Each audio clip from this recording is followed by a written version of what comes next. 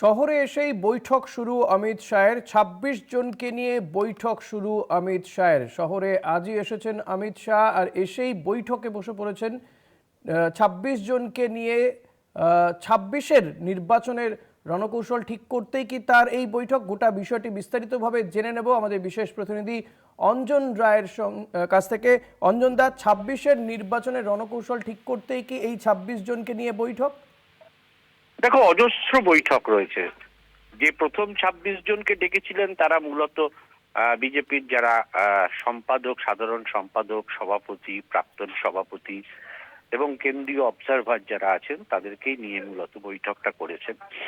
এবং সেই বৈঠকে প্রাথমিকভাবে তিনি বুঝতে চেষ্টা করেছেন যে পশ্চিমবঙ্গের অবস্থা ঠিক কি, দল কোন জায়গায় দাঁড়িয়ে, ইলেকশনে জিততে গেলে কি করা প্রয়োজন।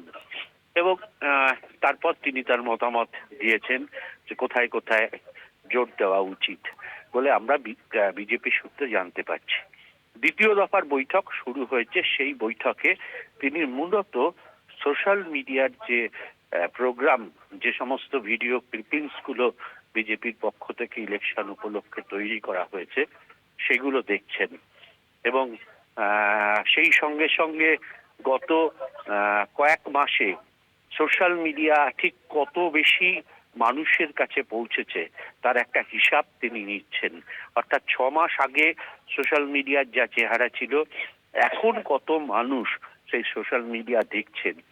এলাকা ভিত্তিক ধরে তিনি সেই সমস্ত পর্যালোচনা করছেন। আরো ভালো বলবো, জেলা ধরে তিনি পর্যালোচনা করছেন।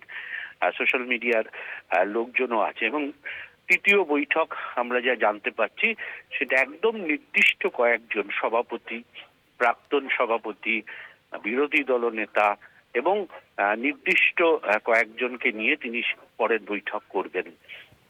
বলতে পারো প্রায় আসার পর প্রায় ১ ঘন্টার ওপর ১.৫ ঘন্টা হতে চললো এই সল্টলেকের রাজ্য দপ্তরে তিনি বৈঠক করছেন। এরপরে তিনি হোটেলে চলে যাবেন। প্রাথমিকভাবে যেগুলো জানা গেছে সেগুলোই তোমাকে জানালাম। ফলে রণকৌশল তো বটেই, শুধু রণকৌশল নয়, রণকৌশল প্রয়োগ করার ক্ষেত্রে দল কতটা প্রস্তুত, রাজ্যের দল কতটা প্রস্তুত, সব দিক দিয়ে তারই একটা বিশ্লেষণ তিনি প্রথম দিনের সফরে দিচ্ছেন বলতে পারো। ধন্যবাদ অঞ্জন দা। কথা বলছিলাম বিশেষ প্রতিনিধি অঞ্জন রায়ের সঙ্গে।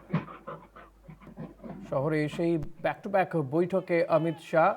২৬ জনকে নিয়ে প্রথমে তিনি বৈঠক করেন এবং সোশ্যাল মিডিয়ায় বিজেপির কি অবস্থা একেবারে জেলা ওয়ারি তিনি সেই ছবি দেখছেন। পাশাপাশি সোশ্যাল মিডিয়া যারা হ্যান্ডেল করেন সেই আইটি সেলের সঙ্গেও তিনি বৈঠকে বসছেন। এরকম একাধিক বৈঠক রয়েছে এবং এই বৈঠকের পরে তিনি হোটেলে চলে যাবেন। সল্টলেকে বিজেপির রাজ্য দপ্তরে এই বৈঠক চলছে। একের পর এক বৈঠকে অমিত শাহ।